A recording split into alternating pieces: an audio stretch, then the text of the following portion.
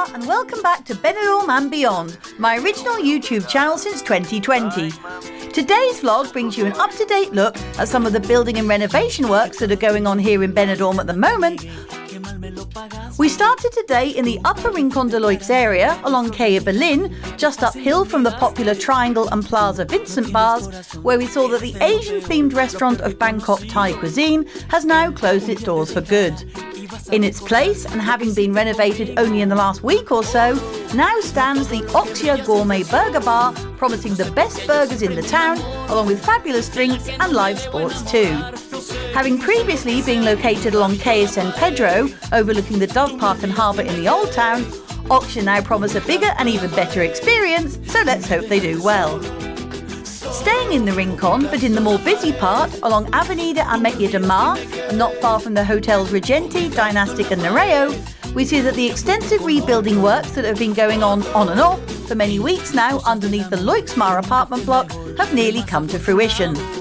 This large locale, which was previously a branch of the My Chips franchise, offering snacks and hand-cut fries with a huge variety of sauces to top them with, has had a construction team in and out for quite some time now.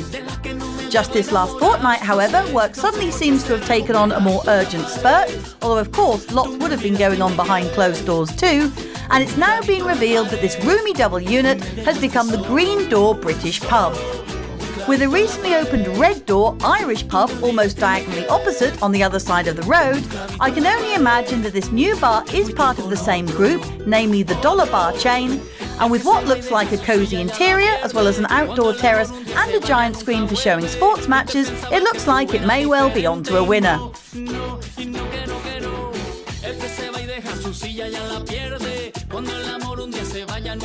Now moving into the heart of the new town, towards the upper part of the square and not far from Buddy's Cabaret Bar, we see that the old Birdcage Club has finally been completely rebuilt inside to emerge as yet another mini-mart.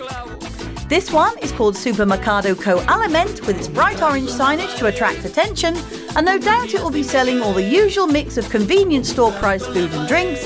as well I see as those dreadful vulgar neon vest tops with the amusing slogans on, which as my regular viewers know I just can't stand, as I really think they do nothing to raise a positive profile on our fabulous and cosmopolitan tourist city. Right next door, along this section of Avenida de Mallorca, as it's officially called, we next see that after months of construction and hard work, the old and original Sinatra's nightclub, which was a firm favourite for so many years with returning British holidaymakers, has now been transformed into the exotic, modern and very colourful Mango Tango Bar. With a soft opening in the middle of March, when it went down very well indeed with hundreds of revellers here for the Cheltenham Festival and Paddy's Day celebrations, this exciting new bar in its prime location, opposite the Servi Group Hotel Orange, had its official grand inauguration on Saturday, March the 12th, where customers were given a free welcome shot to get the party started. With a tropical but relaxed vibe, Mango Tango has a happy hour running from 10 a.m. right through until 7 p.m, with cocktails, mixed drinks, pitchers of sangria, and the good old Benidorm staple coffee and brandy all included in the day-long deal. The vibrant yellow and green seating, alongside exotic greenery on the outside terrace, make it a lovely place to just sit, relax and soak up some of that lovely Spanish sunshine, or you can choose to watch the latest games from back home on their giant screen. In the afternoon and evenings, live singers and musicians perform, which are advertised outside so you can plan your entertainment schedule in advance, and you can also pay to puff away on a shisha pipe if that's your thing, so why not give it a look next time you're here. Staying along this pedestrianised strip, but across the road and further down into the main body of the square, directly opposite Cafe B, we see that the extensive renovations of Champions Bar are now complete after many weeks. Now looking fantastic, this long-established club and sports bar has been given a completely new lease of life and now boasts an L-shaped all-open-air terrace, meaning more of their customers can enjoy a drink in the sunshine by day and a night under the stars later on. Seeming so much more modern now, but still promising to be number one for sport, I did spot that the ever-present mechanical bull still remains tucked away under sheeting in the terrace corner for fun and frolics once everybody's had a few, and with their interior bar also having a serving window facing the decking, I'm sure it'll be nice and easy to get a beer, G&T or cocktail to get the night going with a swing.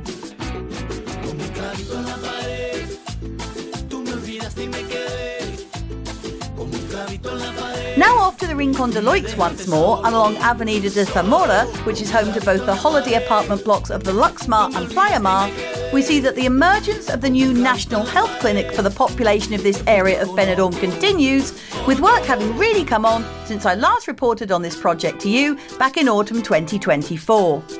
This massive development, which had a budget of €4.6 million, will provide much-needed new healthcare spaces for the growing needs of the bustling Rincon de Loix, which not only has its own large local multicultural community, but which also provides hundreds of international tourists with emergency healthcare, as long as they turn up with their EHIC or GHIC card with them, that is, and of course some ID, which is essential for just about any transaction here in Spain at any time. After much controversy and media interest, largely provoked by local party political reasons, the Ministry of Health now expect this massive undertaking to be completed by September this year, although not necessarily open for that date, as the building will then have to be fully equipped, ready to deal with the public.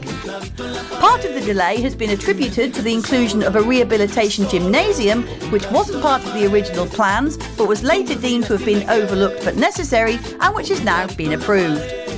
Sanidad, or the Health Ministry, initially approved the project for this district of Benidorm to replace the current clinic, which is located opposite the 12th Man Bar along Avenida Juan Fuster Zaragoza, with that structure having been originally intended as only a temporary facility, but which has in fact remained the only one for more than 3 decades now.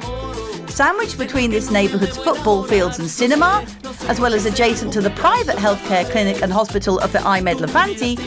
I'm sure whenever it does actually open, it will be a great boon to the area and to both the many thousands of Benidorm residents and holiday makers alike. Now swinging over to the Old Town, and on the corner junction of both Avenida del Almendros and Carrer de la Garita, we see that the 2-star Hotel Terramar is undergoing building work and renovations right now. With its facades and entrances clearly being updated with a palette of pale pinks and greens and new windows being installed, the hotel's website pledges it will be reopened in spring 2025, but with us already halfway through April of this year, I'm wondering if that date is just a little bit ambitious.